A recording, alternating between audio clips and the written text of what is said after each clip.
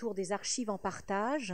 Et là, nous avons une table ronde donc bien nourrie et bien fournie qui va nous permettre, comme je le disais à la fin de la première partie, d'enchaîner sur le Louvre. Nous ne quittons pas complètement le Louvre, nous allons le voir, mais en même temps, nous ouvrons le sujet, puisqu'il est question aussi du partage de nos archives, dont nous avons évoqué évidemment la partie principale ce matin, autour notamment de nos cas d'école. Donc, nous sortirons ensuite du Louvre, et c'est la raison pour laquelle aussi nous avons un certain nombre d'invités qui vont nous permettre de voir comment se recompose le paysage des archives lorsque l'on crée de nouvelles institutions et comment effectivement le patrimoine, la mémoire des institutions donc se pérennise dans ces renaissances, régénérations. Donc je passe la parole à Geneviève Profit qui va modérer cette table ronde. Merci. Donc nous allons nous intéresser à la création de ces sources. Nous avons vu ce matin comment elles pouvaient être utilisées.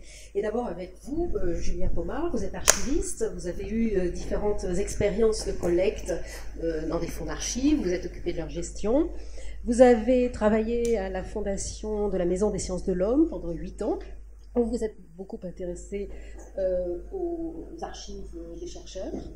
Et depuis avril 2018, vous êtes délégué aux archives du Musée de l'Homme, aux archives du Musée du Louvre, pardon. Vous êtes délégué aux archives du Musée du Louvre. Et donc, est-ce que vous pouvez nous faire part de votre expérience et nous vous écoutons. Alors, en préambule, je tiens à m'excuser parce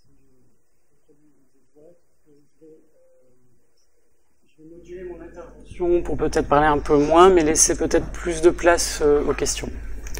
Alors, dans un premier temps, j'avais envisagé comme type de communication que sont les archives du musée du Louvre, en ayant comme idée de présenter une ébauche de panorama, parce que l'affaire n'est pas aisée. Mais cette partie de la journée étant axée sur les archives, le partage des archives dans les musées, cette présentation se fera sous le prisme de leur localisation. Alors, où sont les archives du Louvre ?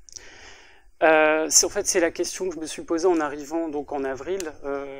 C'est une question, quand on arrive, on prend des fonctions. Voilà, où sont les archives du musée ? Et donc, avant de répondre à la question, ou d'essayer de répondre à la question, soulignons qu'à ce jour, on trouve peu d'informations de ce côté, à ce sujet, du côté de l'établissement. Petite recherche rapide sur Internet, si on va sur le site du musée, on ne trouvera pas trace des archives. Et aussi sur Wikipédia, voilà, c'est la recherche basique, on ne trouvera pas d'entrée sur les archives. En tout cas, pas côté du musée, et sur la page des musées nationaux, j'ai pas vu passer quelque chose relatif aux AMN. Alors, cette absence des archives sur le site web institutionnel semble, je pense, symboliser une certaine coupure, voire une rupture de l'établissement avec ses archives. Mais c'est quand même à relativiser, parce que la fonction archive au musée du Louvre, c'est quelque chose d'assez récent. Le poste de délégué aux archives a été créé il y a quelques années. Il y a eu plusieurs missions auparavant, mais l'institutionnalisation de cette fonction, elle est très récente. Alors on peut aussi s'interroger sur le statut des archives du Louvre, qui techniquement ne peuvent former un fonds du fait de l'inexistence d'une personne morale musée du Louvre jusqu'à la création de l'établissement public du musée du Louvre en 92.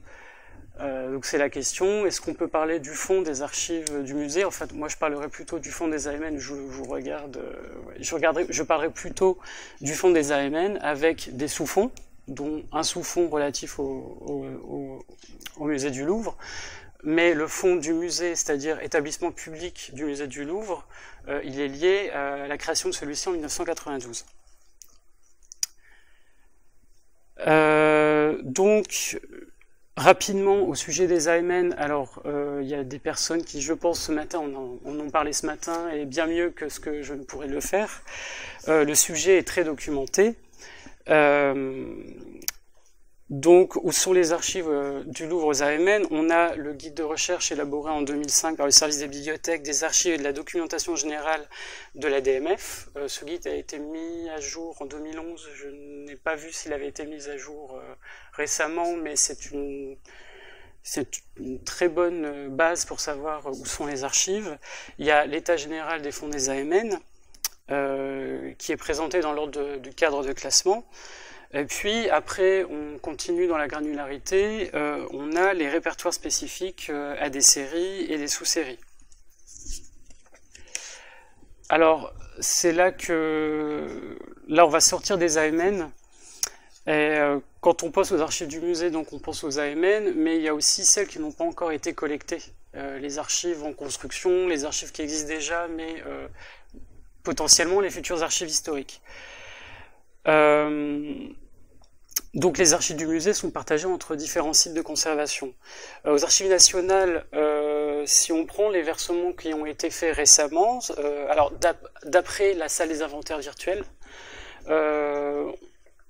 on peut localiser deux versements d'archives contemporaines, un sur la gestion du département des antiquités égyptiennes par Christiane Desroches-Noblecourt. On a aussi des archives de la direction financière et juridique, archives de Jacques Ballu, 1989-2004, et c'est visiblement tout pour le moment, pour les archives contemporaines beaucoup plus récentes. Alors il y a peut-être des choses qui n'ont pas été intégrées dans la salle des inventaires virtuels. Cela étant, pour ces deux ensembles d'archives que j'ai mentionnés, il se trouve qu'on en a encore au musée et qu'il faudrait faire deux versements complémentaires. Et oui, je vois l'étonnement dans certains regards, mais effectivement, il y aurait des versements complémentaires à effectuer. Alors, les archives, elles sont aussi conservées par la délégation aux archives du musée. En tant que service d'archives intermédiaire, la délégation dispose d'un magasin de conservation pour les documents que le musée doit conserver pour la bonne marche de ses activités et qui devront à terme soit être détruits, soit être versés aux archives nationales. Alors, dans quels termes ils devront être versés aux archives nationales? Là, ça va dépendre de la nature des documents. Alors, on y trouve majoritairement des archives de la direction du musée, donc des présidents-directeurs, Michel Laclotte, Pierre Rosenberg, Henri Loirette, et même des archives de Jean-Luc Martinez, le président-directeur actuel. On trouve aussi des archives des directions opérationnelles du musée, donc là on se situe plutôt dans les années 1960 jusque des archives très récentes, donc 2017. La direction architecture, muséographie, technique, la direction de la production culturelle, la direction des publics, on a aussi tout ce qui touche aux ressources humaines, le financier, le juridique, sachant que le musée s'étant réorganisé plusieurs fois depuis, nous avons des dénominations de direction qui n'ont plus cours aujourd'hui. Donc pour retracer l'historique des archives, c'est parfois un peu compliqué. Cela étant, on a des éléments passionnants pour l'histoire récente du musée, que ce soit le chantier du Grand Louvre et le chantier Pyramide, donc le premier chantier Pyramide fin des années 80, 85 jusqu'à 89. On a aussi tous les dossiers relatifs à la création du Louvre à Abu Dhabi, donc là on est sur un pan 2007-2017, et aussi le Louvre-Lens. Donc là ce sont les grands projets. On a aussi à la délégation des supports autres que le papier. On va avoir des supports analogiques, cassettes audio, on va avoir de la vidéo. La vidéo, ce sont, alors dans ce que je vois aujourd'hui, surtout des manifestations filmées ou enregistrées en fonction si c'est vidéo ou audio, notamment à l'auditorium qui a ouvert dans les années 90. Alors ce qui est bien, c'est que comme il y a des gens du musée, je peux aussi vérifier si je dis des choses erronées ou non. On a les photos, on a des affiches, et notamment pour la partie des années 90, toutes les affiches des expositions temporaires. Alors c'est difficile à quantifier, mais elles sont conditionnées, elles sont enroulées, et ça fait à peu près 70 mètres linéaires. Donc la question de la sélection des affiches, parce qu'en fait pour une même exposition, on peut avoir 4-5 visuels différents en fonction que ce soit l'affichette, la grande affiche de 2 mètres, l'affiche pour l'abribus, voilà. Alors, on a aussi quelques ensembles d'archives de départements touchant surtout à la gestion à leur gestion, ce qui inclut la gestion des expositions temporaires. Donc, on a ça pour les antiquités égyptiennes, les antiquités grecques, étrusques et romaines, antiquités orientales, les arts de l'islam, les objets d'art et les sculptures. Donc, dans les archives de département qu'on conserve actuellement, ça fait à peu près une centaine de mètres linéaires.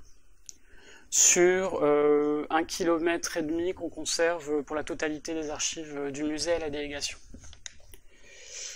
Alors, je vais en profiter pour faire un petit point sur les expositions temporaires, puisque ça illustre bien la question du partage des archives autour d'un même projet au sein du musée. Dans les archives d'un département et celles des directions opérationnelles, on va retrouver à chaque fois des dossiers comportant une petite partie des mêmes documents, souvent des éléments de synthèse qui présentent l'exposition, donc la présentation, l'argumentaire, la liste des œuvres exposées, mais en fait on va aussi avoir des éléments spécifiques au service en tant qu'entité. Alors en termes de sélection et d'évaluation des archives, cela implique qu'il ne faudrait conserver que les éléments spécifiques à chaque producteur interne.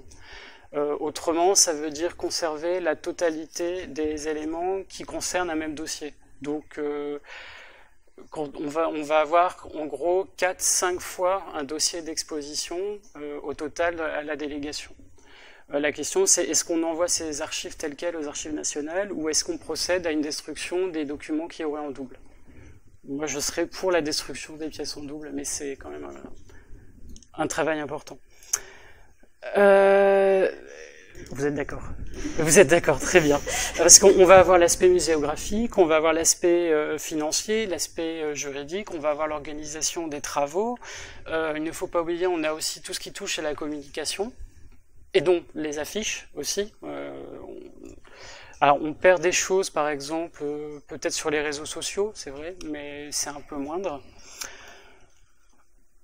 Alors, l'effet du partage de la constitution d'archives du musée est assez difficile à retracer pour le moment, parce que je l'avais dit, il y a des évolutions d'organisation interne de à l'établissement.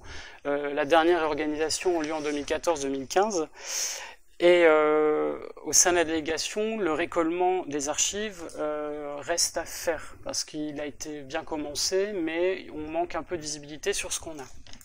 Mais c'est un travail de tout archiviste quasi quotidien.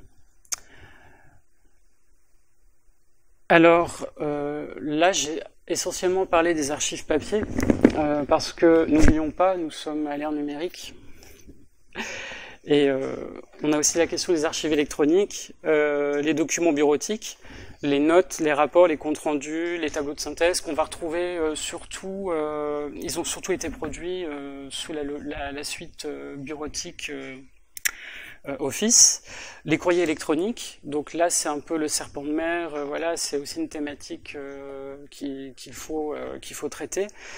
On a des plans qui sont produits notamment dans le cadre de l'aménagement des espaces les espaces qui soient muséographiques, que ce soit des espaces code du travail, mais aussi les jardins.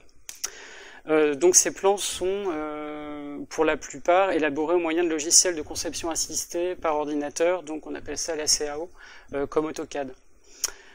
On a aussi des photographies des œuvres qui sont en partie dans la base de gestion, la base de données de gestion des œuvres du musée, mais on a aussi des photographies des événements.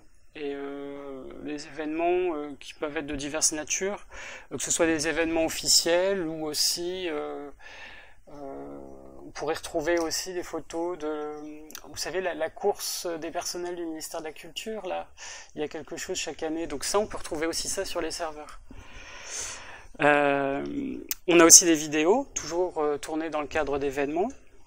On a aussi les fichiers liés à la conception de catalogues, d'ouvrages, d'affiches, créés via des logiciels de publication assistés par ordinateur. Encore une fois, l'ordinateur, on appelle ça PAO, donc typiquement création sous InDesign. Donc j'ai parlé de la base pour la gestion des collections, les données contenues dans les bases de manière générale. Donc la gestion des œuvres sous Museum Plus, parce qu'il faut savoir que le Code du patrimoine a été modifié en 2016 pour intégrer les données dans la définition des archives. Et donc les données de gestion des œuvres sont, d'un point de vue légal, considérées comme des archives.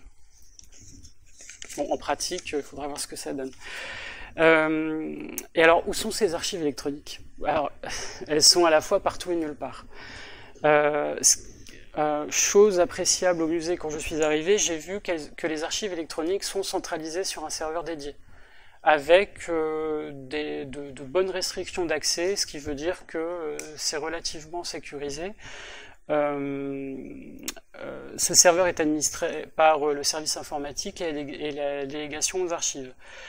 Il reste cependant des agents qui produisent certainement, qui ont des archives par devers eux sur leur poste de travail, mais cette pratique tend à diminuer. Je pense que l'idée de travailler sur serveur est quand même inscrite dans les mœurs. Et puis, alors, là c'était la face visible de l'iceberg, mais il reste des archives au sein des services versants. Donc ce sont des documents et des données que l'archiviste a plus de difficultés à localiser. On s'attend à trouver plus ou moins la même chose en termes de typologie documentaire. Donc au sein des services versants, ça peut être sur les postes de travail des agents, mais c'est plutôt rare, mais surtout sur les serveurs. Donc soit des serveurs spécifiques aux directions ou aux départements, enfin des partitions spécifiques aux entités, soit partagées entre différentes entités. Et alors là, apparaissent des choses, donc il y a des nouveaux formats de documents, par exemple des maquettes 3D. Donc là, c'est quelque chose de très récent, mais on voit l'apparition de maquettes 3D qui sont produites dans le cadre d'appels d'offres pour des chantiers de restauration, par exemple. Donc je pense que ça va être un beau challenge que d'archiver la maquette d'un plafond avant sa restauration et peut-être aussi après restauration, si on le demande aux prestataires. Alors on est aussi dans une phase de dématérialisation des flux et des procédures. Donc la comptabilité, ça s'est fait en 2016. On a une partie de la gestion des ressources humaines qui est dématérialisée. Les offres pour les marchés publics, c'est dès le 1er octobre. Donc tous les appels d'offres seront sur une plateforme et il faudra candidater directement sur cette plateforme. Voilà, et il y a des choses, comme je vous l'ai dit, je suis arrivé en avril, voilà, il y a encore beaucoup de choses à découvrir. Alors, on s'attend aussi à collecter à l'avenir des archives relatives à la gestion des départements, mais aussi on a des archives de fouilles pour les antiques. Certaines sont anciennes, ça peut remonter jusqu'au 19e siècle, et il y a des archives beaucoup plus récentes parce que les fouilles sont encore en cours.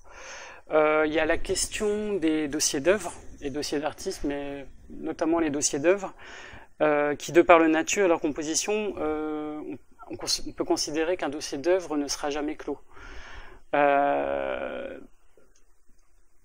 Pratiquement inarchivable, si je peux employer ce néologisme. Les dossiers d'œuvre sont composés de documentation, mais aussi de documents d'archives qu'on ajoute successivement dans une perspective de documentation. Et ces dossiers d'œuvre, en gros, tant que les œuvres sont au musée, on peut considérer que ce sont des archives vivantes. Donc c'est une jolie problématique. Voilà, on sait que les archives sont là, mais je pense que tous les musées sont plus ou moins concernés par cette thématique des dossiers d'œuvre. Alors, finalement, quels sont les enjeux? C'est vrai qu'on peut se poser en quoi c'est important de savoir où sont localisées les archives. Alors, 3 points selon moi en matière d'accès. Il s'agit de permettre leur accès à un public. Alors, un public externe, celui auquel l'historien pensera d'emblée. c'est donc celui qui se rend en salle de lecture des archives nationales pour consulter les archives définitives. Il s'agit aussi d'un public interne qui consulte les archives historiques parfois, mais surtout des archives intermédiaires. Et en tant que service d'archives intermédiaire, la délégation aux archives doit avant tout garantir l'accès à ces archives aux agents du musée, mais aussi faciliter l'accès aux archives historiques versées aux archives nationales ou qu'elles conservent. Et dans le cas des documents et données qui n'ont pas été encore collectés, il faut pouvoir renvoyer vers le service producteur pour qu'il traite la demande. Je pense aussi à un autre point, il peut y avoir, notamment dans les départements, des demandes d'accès à des documents qu'on pourrait qualifier d'archives historiques, mais qui sont encore conservés par devers eux. Alors, en matière de collecte, c'est une autre mission de l'archiviste que d'organiser la collecte des archives de son établissement. Alors, pour cela, il est nécessaire d'une part de procéder au recensement de la production actuelle, d'autre part de localiser la production passée dont la conservation est partagée. Conservation partagée entre différents lieux, et alors à l'intérieur et en dehors du musée. Donc en fait, les finalités, j'en vois plutôt deux. Repérer les éventuelles lacunes dans ce qui a déjà été versé pour se faire une idée de ce qui n'a pas encore été. C'est une évidence, mais ça fonctionne. Les dossiers d'œuvres, typiquement, c'est un bon exemple de ce qu'on ne trouvera pas, je crois, aux archives nationales. Je parle toujours sur le contrôle. Alors aussi, c'est important de savoir où sont les archives pour pouvoir organiser une politique de collecte sur plusieurs années, parce que c'est un souci de bonne gestion de la fonction archive et aussi d'efficacité. Quels sont les chantiers prioritaires? Pour quelles raisons? Quel volume d'archives le service est-il en mesure d'absorber en termes d'entrée, de capacité de stockage et de traitement? Alors j'en profite pour préciser que en fait, la collecte et l'accès aux archives sont liés. Améliorer l'accès aux archives, ça peut permettre de faciliter la collecte. Un accès difficile par les services producteurs n'encourage pas ceux-ci à archiver. Les deux sont liés. Et en matière de conservation, donc là, il y a aussi une mission de veiller à ce que les documents, les données soient conservés dans de bonnes conditions. Cela signifie notamment contrôler les locaux de pré-archivage des différents départements des directions. Donc, en règle générale, surtout au musée du Louvre, le plus grand danger, c'est l'eau, pas tellement les départs de feu, même si on est très vigilant. Ça peut être les locaux trop humides. Il y a aussi les risques d'inondation, de rupture de canalisation. Donc, dans les vieux bâtiments, ça peut arriver assez souvent, et aussi les risques de crue. Donc veillez à ce qu'il n'y ait pas d'archives conservées dans une zone inondable. Finalement, dernier point, quels outils pour dessiner un peu les contours de ce fonds, même de ces fonds en partage entre les AMN et les archives de l'établissement public du musée du Louvre? En premier lieu, il semble pertinent de faire davantage de place aux archives sur le web via la création d'une entrée sur Wikipédia, aussi sur le site institutionnel, afin de créer des passerelles complémentaires à celles déjà en place, déjà créées par les archivistes donc des AMN, de la mission des archives du ministère de la Culture, puis les archives nationales. Donc l'idée, c'est de multiplier les entrées pour que plus de gens trouvent aient connaissance de l'existence des fonds. Ensuite, on pourrait penser à réaliser un état des fonds permettant de localiser les archives collectées par les archivistes. Déjà, avec une première approche, répondre à une première question, sont-elles conservées par la délégation ou sont-elles conservées aux archives nationales? Donc rien que ça comme outil en interne, déjà en interne, ce serait très bien de savoir, on cherche un document, où est-il? Donc on touche au point central, c'est la question de la donnée archivistique. Si on doit créer un état des fonds, ce sera sous la forme d'un instrument de recherche informatisé. et dont les données pourront être utilisées d'une manière ou d'une autre en fonction de ses usagers. Donc soit une base de données au moins, alors il y aurait une base de données à l'usage de la délégation aux archives comme instrument de pilotage. On peut envisager un accès aux données via un moteur de recherche, en tout cas à l'usage des agents du musée, notamment pour leur permettre d'effectuer leurs recherches et leurs demandes de communication, mais même surtout pour les archives intermédiaires. Et puis, on peut aussi imaginer réutiliser ces données dans le cadre de la création d'un outil de référence, une sorte de prolongement de guide des sources. L'idée, c'est d'avoir des données structurées afin de pouvoir répondre au mieux à la mission de collecte et d'accès de la délégation. Alors, pour conclure rapidement, en fait, j'ai parlé de la localisation des archives, mais les situer, c'est aussi les définir. Ce panorama, en fait, pour moi, ce qui est intéressant, c'est de vous présenter les archives du musée au-delà de ce qu'on en sait actuellement, c'est-à-dire ce qui est moins connu, les archives contemporaines, présenter aussi le regard de l'archiviste qui doit assurer leur collecte.